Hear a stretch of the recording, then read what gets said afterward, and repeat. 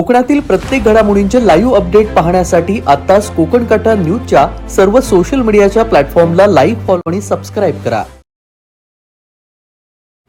ते गणेश भावेकर वगैरे आणि मला म्हणाला, तुला मी दाखवतो थांब. माझ्या पोटावर बसला आणि मला मारहाण, खूप तिघे चौघेजण होते आणि मला मारहाण केला नाही. गणेश भावेकर आला, मला नाक शिवी दिला, माझे केस धरला नाही आणि मला खाली पाडून मला लाथा बुक्का मारून माझ्या पोटावर बसला आणि पोटावर बसून म्हणतो माझ्यावर कर्ज एवढा आहे आणि तू रांडं सांगून ऐकत नाहीस असं बोलून त्याने माझ्या गळ्यातलं वगैरे ओढून घेतलं आणि मला तुडवलं आणि दोघा तिघांनी. चिपळूणमध्ये वाळू माफियांनी पुन्हा एकदा डोकं वर काढलंय. चिपळूण येथील महिला पत्रकार स्वाती हडकर यांच्यावर रविवारी रात्री वाळू माफियांकडून जीवघेणा हल्ला आणि विनयभंगाचा प्रयत्न झाल्याची धक्कादायक घटना ही घडलेली आहे. या हल्ल्यामध्ये त्या गंभीर जखमी झालेल्या असून कामथे येथील शासकीय रुग्णालयामध्ये त्यांच्यावर उपचार सुरू आहेत. या घटनेच्या निषेधार्थ मराठी पत्रकार परिषदेनं आक्रमक पवित्रा घेत आरोपींवर मकोका लावण्याची मागणी केली.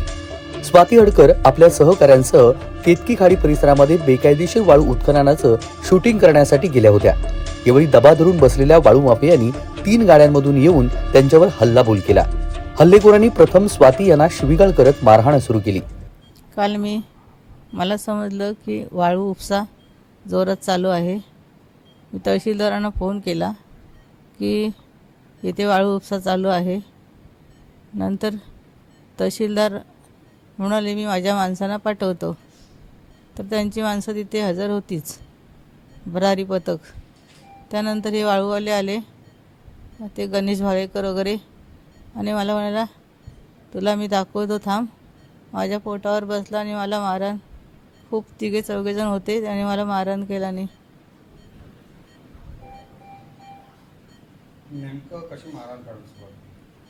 कारण गणेश भावेकर आला, मला नाक शिवी दिला, माझे केस धरला नाही आणि मला खाली पाडून मला लाथा बुक्का मारून माझ्या पोटावर बसला आणि पोटावर बसून म्हणतो माझ्यावर कर्ज एवढा आहे आणि तू रांडं सांगून ऐकत नाहीस असं बोलून त्याने माझ्या गळ्यातलं वगैरे ओढून घेतलं आणि मला तुडवलं आणि दोघा तिघांनी.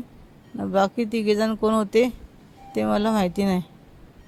नंतर त्या महिला आल्या, महिलांनी मला धरून ठेवला नाही आणि त्यांनी मला मारला नाही.